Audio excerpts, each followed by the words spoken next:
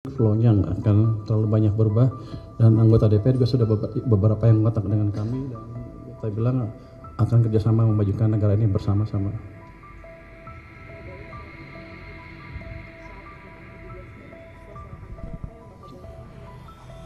Tuntut apa? Saya belum pelajari itu, tapi basically begini. Itu kan suara sebagian kecil rakyat kita. Kenapa? Mungkin sebagian ngerasa keganggu, hidupnya masih kurang ya. Once saya ciptakan pertumbuhan ekonomi 6%, 7%, itu akan hilang dengan otomatis. Mereka akan sibuk cari kerja dan makan enak dibandingkan mendemo. Assalamualaikum warahmatullahi wabarakatuh. Balik lagi teman-teman di channel Kajian Online. Baru 24 jam memimpin Pak Purbaya ini ya teman-teman. Pak Purbaya Yadisadewa memberikan pernyataan yang cukup berani ya, atau mungkin bisa juga kontroversial. Dimana kita tahu soal tuntutan rakyat 17+8 yang menggemparkan DPR, menggemparkan istana, di mana salah satunya tuntutan rakyat itu ingin peresmian pengesahan RUU perampasan aset, ingin stop tunjangan-tunjangan mewah bagi anggota DPR, ingin kesejahteraan rakyat ini ditingkatkan. Tapi yang cukup menohok ini teman-teman, Pak Purbaya malah menyebut tuntutan 17+8 tidak mewakili seluruh rakyat Indonesia, bahkan hanya segelintir orang. Nah ini berani, cukup berani teman-teman ya. Saya tidak mau menyebut ini positif atau negatif ya, ini baik atau buruk pernyataannya, tapi saya bisa menyebut ini ya komentar berani. Jangan sampai ini malah memicu kerusuhan-kerusuhan yang lain. Jangan sampai pernyataan Pak Menteri Keuangan yang menanggapi gimana ya, bukan sinis, tapi menganggap enteng tuntutan rakyat 17+8 ini malah membuat rakyat yang kemarin sudah cooling down dengan berbagai pernyataan dari Pak Presiden, dengan menghentikan berbagai tunjangan anggota DPR, pemecatan 4 anggota DPR yang kemarin sudah menyulut emosi rakyat Indonesia. Jangan sampai hal ini malah membuat bara api yang sudah padam, yang sudah mulai redup, kembali membara. Informasinya kita dapat dari official iNews teman-teman, dalam videonya yang berjudul Respon Menohok Menke Purbaya Soal Tuntutan Rakyat 17+8. Ini saya juga cukup penasaran seperti apa responnya. Biar lebih lengkap, mending simak saja deh langsung jawaban atau respon dari Menteri Keuangan Pak Purbaya soal tuntutan rakyat 17+8. Kita simak video selengkapnya. Flow-nya nggak akan terlalu banyak berubah, dan anggota DPR juga sudah beberapa yang kontak dengan kami dan kita bilang akan kerjasama memajukan negara ini bersama-sama.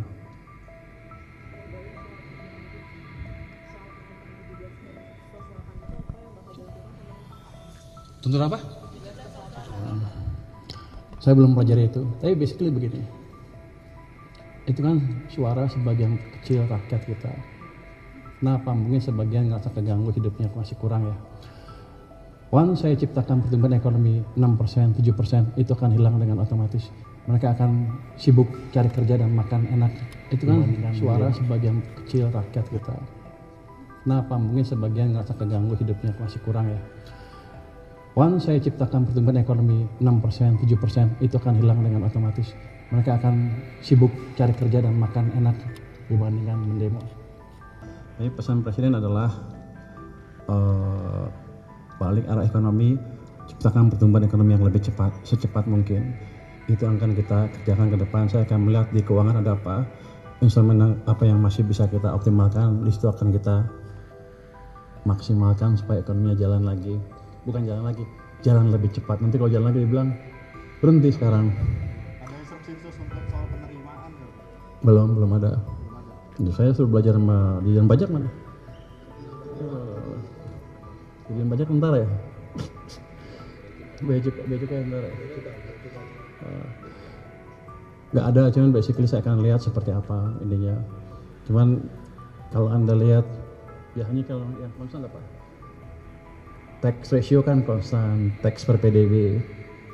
Let's say kita nggak bisa rubah dalam waktu dekat. Ya untuk meningkatkan tax ya kita percepat pertumbuhan ekonominya. Kira-kira begitu. Ada yang ingin disampaikan ke pasar nggak Pak? Soalnya tadi IHSG sama rupiah sempat ngedrop pas pengumuman soal Ibu Sri Mulyani. Mungkin pasar nggak tahu, saya orang pasar. Saya di pasar berapa sih? Iya sejak tahun 2000. Pak 15 tahun lebih. Teman Pak Anggito dulu dimarah-marahin Pak Anggito karena dia majikan dulu saya di pasar.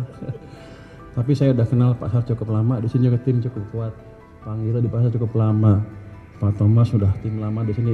Beliau teman saya dari tahun 2000 kali. Ngajar di UI bareng-bareng. Jadi Pak Heru juga teman lama, ahli di bea cukai juga. Jadi kalau mau dibetulin, diperbaiki, dioptimalkan, rasanya sih kita punya instrumen yang cukup untuk memperbaiki secara bersama-sama.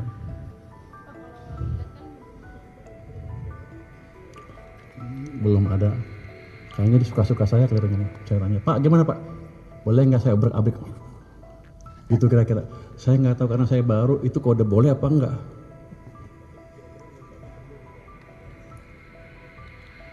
Di sini juga.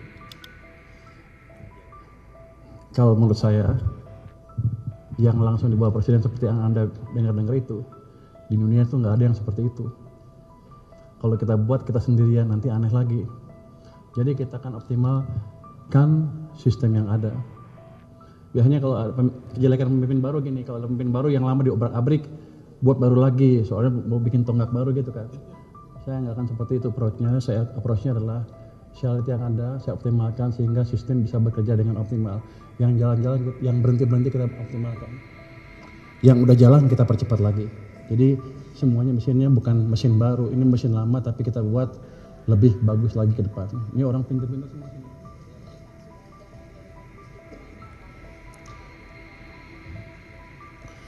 Kalau saya ketemu Bu Sri Mulyani kan setiap KSSK 3 bulan sekali, kadang-kadang juga berapa bulan sekali ketemu, ya di situ ngomongnya. Kalau untuk hari ini belum, karena saya juga baru tahu tadi jam 1 lebih.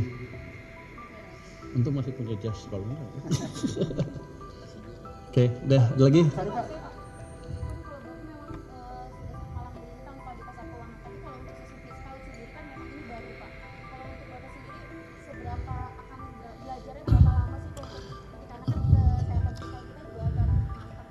Anda dari mana? Gimana? Anda nggak pernah tahu saya di mana ya? Sebelum di sini saya di KSP juga pernah kan berapa tahun. Dan waktu krisis COVID 2020-21 saya di samping Presiden Jokowi membantu memformulasikan kebijakan fiskal yang baik pada waktu itu. Bukan dari anggarannya aja, tapi cara mengelola uang pada waktu itu. Jadi kalau Anda bilang saya nggak pengalaman, salah besar. 2008 saya bantu Pak SBY, saya think tanknya SBY. 2015 saya ke KSP, bantu Pak Jokowi, waktu itu melambat, kita balikan dengan cepat. Habis itu saya keluar, 2020-2021 mau runtuh lagi, masuk lagi ke sana. Saya selalu memberi masukan fiskal ke pemerintah.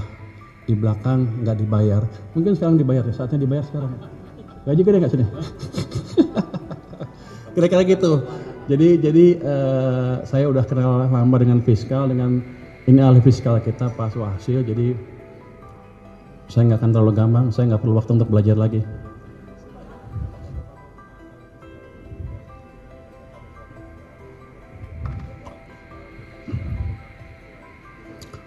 Kita akan membuat fiskal mempunyai daya dorong yang optimal buat perekonomian. Saya buat fiskalnya sehat, tapi kalau nggak dibelanjain juga ekonominya nggak jalan, runtuh juga nanti ekonominya. Jadi fiskalnya sehat, tapi kita pastikan nggak mengganggu sistem keuangan dan belanjanya bisa optimal. Ini kan sekarang agak lambat ya. Kalau saya lihat 2 triwulan terakhir, pertumbuhan belanja pemerintahnya, triwulan 1, triwulan kedua itu negatif kan. Itu nggak tahu salahnya di mana, efisiensi apa bukan, tapi yang jelas itu memberi dampak negatif ke perekonomian karena pertumbuhannya melambat dari situ.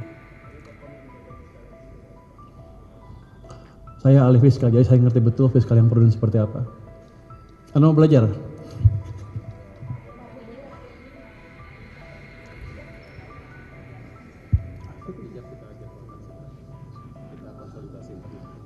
Saya nggak tahu tuh 1 jamnya kapan. Katanya ada konsolidasi internal. Saya tanya tadi Pak Seknek, Seknek di sana.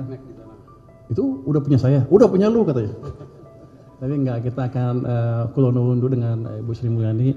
Saya akan mempelajari pesan-pesan dari beliau untuk memperbaiki di sini kelemahannya apa. Pasti ada kelemahan yang pengetahuan itu amat berguna untuk saya dengan teman-teman sini lebih mengoptimalkan dorongan fiskal ke perekonomian.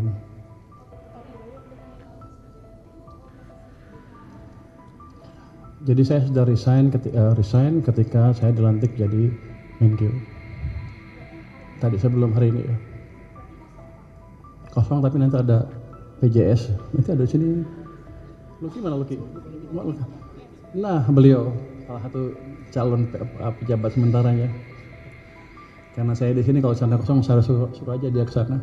Tapi di sana masih ada anggota DK yang lain yang bisa mengcover pekerjaan ketua LPS. Siapa? Ada kedekatan dengan Pak Luhut.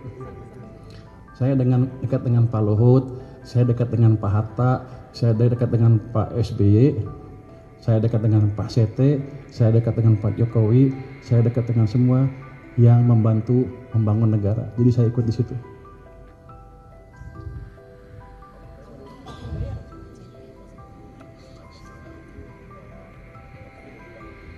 Saya akan pelajari lagi seperti apa, saya belum tahu detailnya. Kalau untuk proses ini Pak, RAPBN 2026 ini flow-nya gimana nanti Pak? Kayak Bapak kan baru gitu kan, maksudnya kayak diganti menteri. Flow-nya bakal tetap Ya sama lah saya pikir. Jadi maksudnya bakal udah langsung, soalnya mungkin September itu kan udah mulai bertok. Iya, kan Menteri Keuangan kan jabatan politik yang didukung oleh politik juga, bukan saya sendirian di sini. Kalau saya sendiri pasti nggak mampu. Jadi saya pikir flow-nya nggak akan terlalu banyak berubah, dan anggota DPR juga sudah beberapa yang mengatakan dengan kami, dan saya bilang akan kerjasama memajukan negara ini bersama-sama. Jadi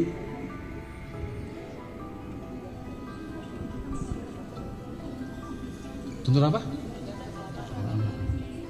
Saya belum pelajari itu, tapi basically begini. Itu kan suara sebagian kecil rakyat kita.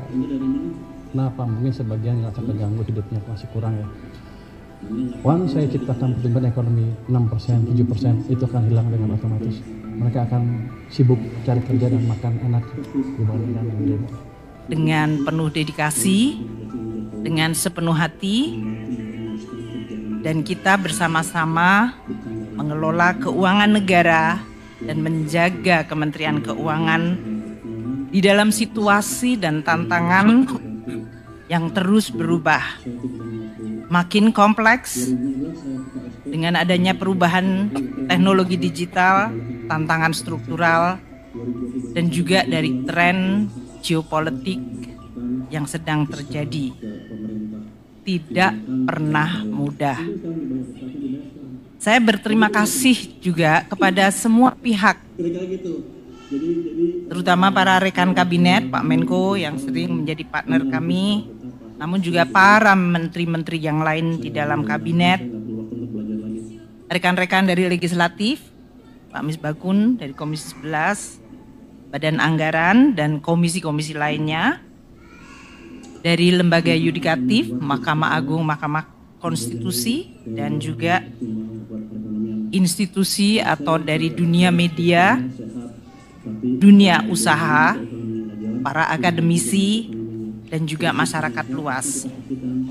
Seluruh pemangku kepentingan yang saya tidak dapat sebutkan satu persatu, namun saya ingin menyampaikan terima kasih atas kerjasama, dukungan, bantuan, masukan, kritikan, terutama kritikan yang membangun, yang diberikan kepada saya dan kepada Kementerian Keuangan, sehingga kita terus dapat memperbaiki kebijakan, regulasi, dan respons Kementerian Keuangan dan keuangan negara di dalam menjalankan tugas negara.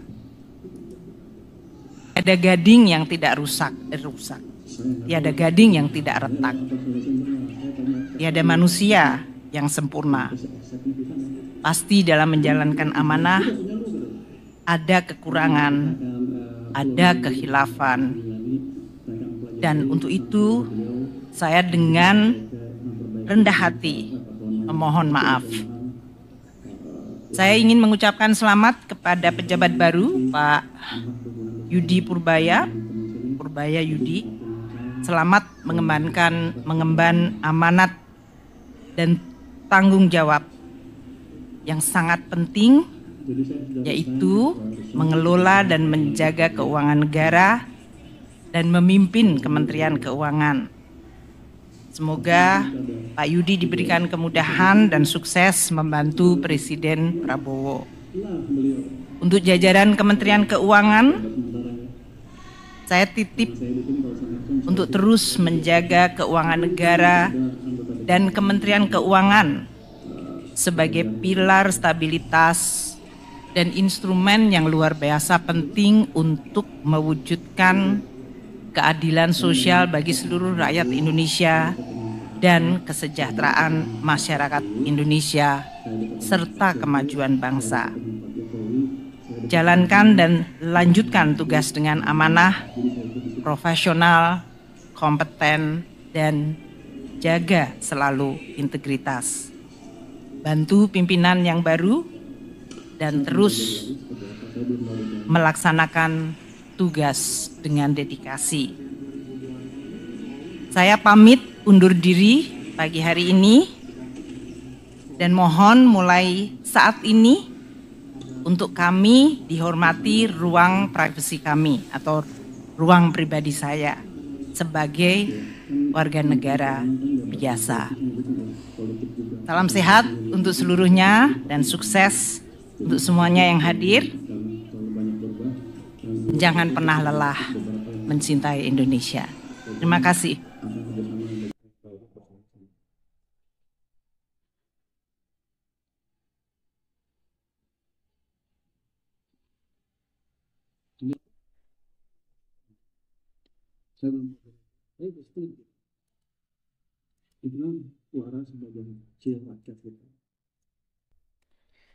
Ya teman-teman, barusan kita telah mendengarkan pernyataan lengkap dari Menteri Keuangan baru Pak Purbaya yang ya sekali lagi teman-teman menyebut tuntutan 17+8 itu hanya sebagian dari rakyat kita. Ini cukup berani juga karena ya Pak Menteri ini baru saja dilantik oleh Pak Prabowo pada Senin tanggal 8 September 2025 sebagai pengganti dari Sri Mulyani Indrawati. Mangku belum sempat mempelajari secara rinci tuntutan tersebut. Meski begitu, ia berpendapat bahwa aspirasi itu hanya mewakili sebagian kecil masyarakat. Tapi pada dasarnya begini, menurutnya ya ini kan suara sebagian kecil rakyat. Kenapa harus didengar? Mungkin sebagian merasa terganggu hidupnya masih kurang ya. Ucap Purbaya di kantor Kementerian Keuangan Jakarta pada Senin tanggal 8 September 2025. Ya itu teman-teman pernyataannya. Kalianlah yang bakal menilai, teman-teman yang bakal menilai itu cocok nggak sih diomongkan, dilontarkan oleh Menteri Keuangan yang ya baru saja dilantik, belum kelihatan kerjanya.